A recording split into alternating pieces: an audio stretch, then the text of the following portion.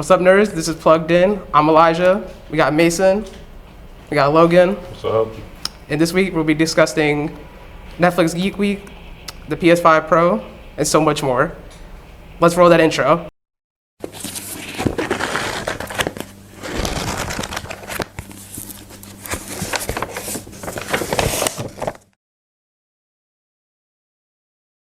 All right, guys, our first topic of this week is going to be Netflix's Geek Week, where we had the announcement of Squid Game Season 2, Arcane Season 2, Wednesday Season 2. We had One Piece announced. We had Avatar The Last Airbenders next season. Anything from this week you guys want to discuss? I don't know. Is there? Yeah, I mean, there was plenty of reveals, and Netflix has been popping off lately with a lot of their originals. Main things that caught my eye, One Piece was definitely a big one. Seeing Crocodile's actor be announced, seeing Nico Robin's actor being announced, it's definitely going to be a great setup for this season.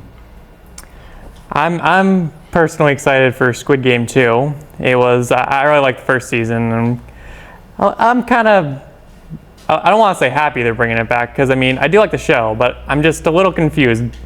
Do we really need a season 2? Because I felt first season was pretty good, and I really don't want them to, milk this franchise for all it's worth. Which isn't that Netflix though? I mean, it's super good. Netflix goes until they get bad ratings. You know what? We can hope. Yeah. They can't crush hope so easily, but we try.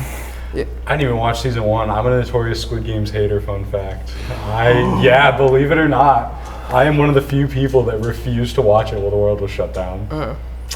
I'm excited for Wednesday Season 2. Since I was a kid, I've been a big Tim Burton fan, so anything he kind of puts his hands into, even though it's not my favorite thing he's ever done, I will admit it's a good show, but it's not the peaks of Beetlejuice or Edward Scissorhands, but anything he kind of ever puts his hand to, I'm gonna enjoy. And he's such a unique that world building, man. Yeah, it's unbelievable.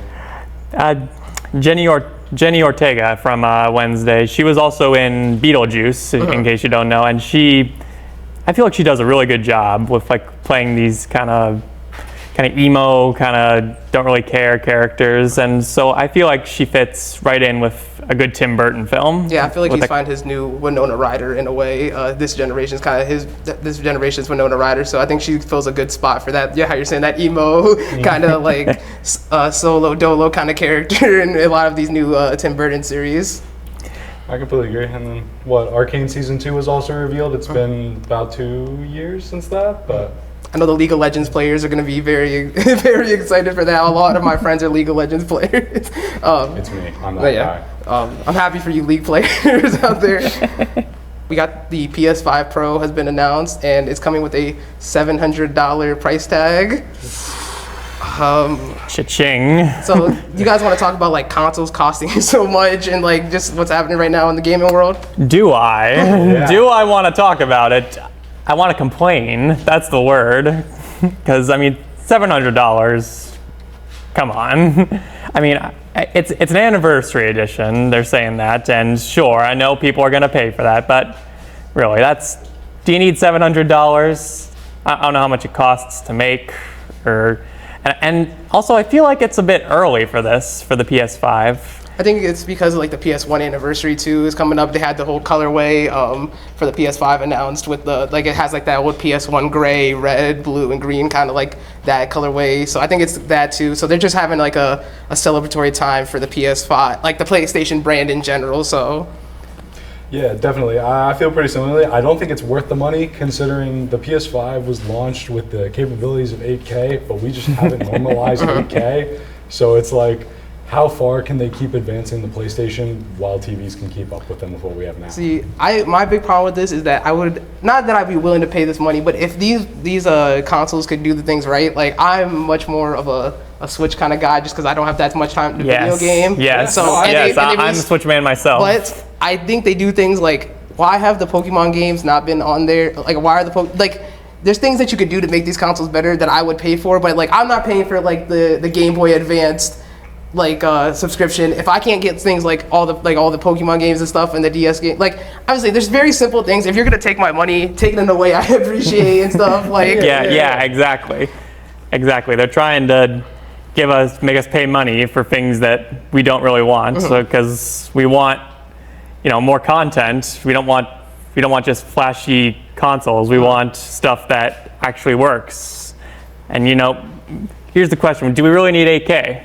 No. Exactly, but they make us think that we do, so they can get more money out of us. But yeah, and the thing about PlayStation 2 is their exclusives have kind of gone downhill. Like, I mean, it's the I think people really stick with the God of War right now. That's what they're kind of hoping. But like, when there's other consoles, I know Xbox has its own weird kind of controversies and things about it. But I think that they even have a lot more reasons to kind of come back to the brand every once in a while, even more than a PlayStation sometimes. And this is, as a person, I own a PS5.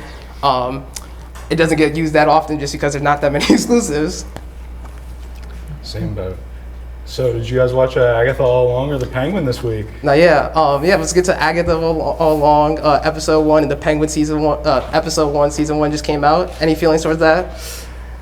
I watched the trailer for both. I've been swamped with my schoolwork in this week, so I haven't been able to watch it. But I quite literally have plans to watch The Penguin right after this. So, yeah, I watched first episode. It's pretty good. Yeah. It's definitely got that kind of gangster Soprano almost kind of feel. I exactly said that when I watched it. I was like, this is watching an episode of The Sopranos, but knowing that it's vaguely in Gotham. If James Gandolfini was still alive, he would be a perfect person basically to play the Penguin because it's a Sopranos episode, but just Arkham Asylum kind of exists as our jail in here and stuff. Like, it really is just a gangster show, how you're saying, but with like the backdrop of of a Gotham and the superhero stuff going on. I'm interested to see how it'll tie into this previous Batman movie with Robert Pattinson. Yeah.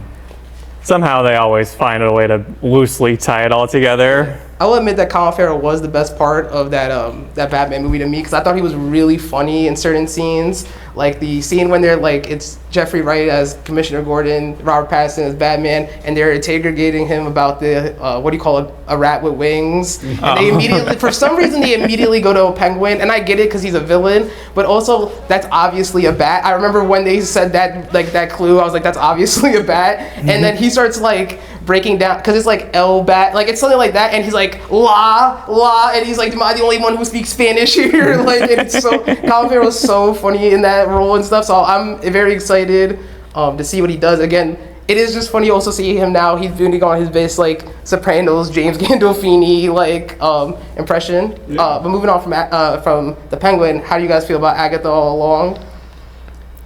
I got a very strong opinion on some of the more recent Marvel things. I'll let him take this. I never got super deep in any of the TV shows outside of Loki, but I will say the trailer did not do it for me, man. I don't know if you guys have more knowledge or you watched it yet. I watched WandaVision, so that's I didn't really watch too much of the trailer because I was I know basically the precursor parts of this, and I enjoyed WandaVision. I enjoyed the how it went through the decades of sitcoms and stuff. So I would say how you said Loki was also one of the better shows. I would put Agatha because the Marvel shows have been very disappointing, I would say. But I would put Agatha, WandaVision up there with a Loki, at least season 1 and stuff. I enjoyed that show. I enjoyed how WandaVision went through all the generations of sitcoms. I hope this show is kind of a continuation.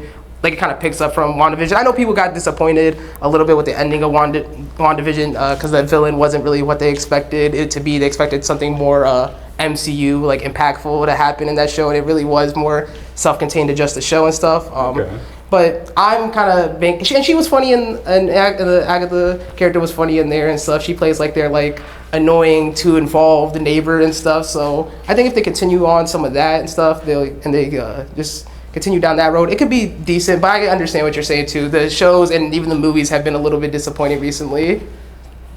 Really, I miss the days when superhero movies and TV shows, they didn't take themselves so seriously. I for sure. There wasn't this huge web of all these characters coming together and battling all these different villains. And it was, in the old days, it was just the bad guy commits a crime, superhero shows up, stop them, everybody's happy. I get way too much flack from my friends because I say the Tim Burton Batman movies are better than the Nolan ones, just because I think Nolan explains everything way too much in those movies. Everything needs to have logic behind it in those movies when it could be stupid, it could be, it's a superhero movie. There's no imagination to them. There's no imagination. But speaking of imagination, Yeah, we got some we got a new movie that's coming out from the director of Lilo and Stitch. We got The Wild Robot. Oh yes, The Wild Robot. I haven't gotten to be able to see it. I know it's coming out really soon. I want to go see it. You guys' feelings on the movie? Oh, I really want to go see this because it looks amazing. Yeah. I mean, the art style is just so beautiful, and the themes that it's kind of developing is just. Yeah. I really like it. The technology mixing with nature, kind of. That looks really interesting to me. It's a classic thing. Have you ever seen the movie Short Circuit? No, I've not. It's an old 80s movie. It's about a robot who gets struck by lightning and he develops a personality. Okay. And it's a whole adventure. He befriends a pet lover and he learns a lot of things from TV. Okay. Because, that's how movie characters always learn, from TV. But it's kind of got that same kind of feel to it, almost like a Wall-E, almost. Yeah, a little bit. Have you guys ever seen Castle in the Sky, the Studio Ghibli movie? Oh, yeah. There's the scene of the robot kind of who upkeeps the thing, and it definitely reminded me a lot about that too. Okay, so moving on, guys. We got the upcoming movies from this that are soon to come out. So we got Salem's Lot. Salem's Lot, is that is a Stephen King adaptation. Stephen King adaptation, yeah. I read that book, and it's a good book. It's got that really creepy element to it that Stephen King does. Just the thing is, I don't think it really vibes well with today's society. Yeah. Because I think Stephen King adaptations are very hit or miss. Or sometimes my favorite one is Dead Zone with Christopher Walken and stuff. But there is definitely a hit or miss quality to some of his adaptations. We got Joker coming out. Any thoughts real quick? I heard that all the previews for it were just okay. The musical was really throwing it off. Yeah, I don't think it needed to be a musical. It's cool that they're putting some of the whole thing about the Joker is a little bit that his schemes are a little performative arts, and I think that's a little cool. But I don't know if Gaga is the greatest fit for it. It's very weird compared to A Star Is Born, that being one of her biggest movies, and then this. So I'm excited to see it. I want to see how she kind of does fit into that. It wasn't something I would guess for her off the first bat and stuff. So maybe he'll do a musical number with the Penguin. Sure. We got the Saturday Night Live movie. And they'll loosely tie it together. We got the Saturday Night Live movie coming out soon. Yeah, I mean, growing up watching Saturday Night Live all the time, I'm really interested to see how this goes. It could be really good. It could be really bad. No, yeah, I think it's interesting. It's a period piece and stuff that I'm interested to see. Next up, we got Piece by Piece, the Pharrell Lego movie. This is one of the movies I'm more excited for this year. I loved all the random Lego movies they put out over the years, whether it was the Lego movie or the Lego Batman movie. So seeing Pharrell kind of take his own spin on it as that biopic, I'm definitely interested. Yeah, I'm a big Pharrell fan of his production with the Neptunes and his production over time on a lot of other people's music. So I'm a big fan. His influence on people like Tyler the Creator. So I'm very interested to see what he does. And like you said, the Lego movies have been actually kind of good for yeah, they are.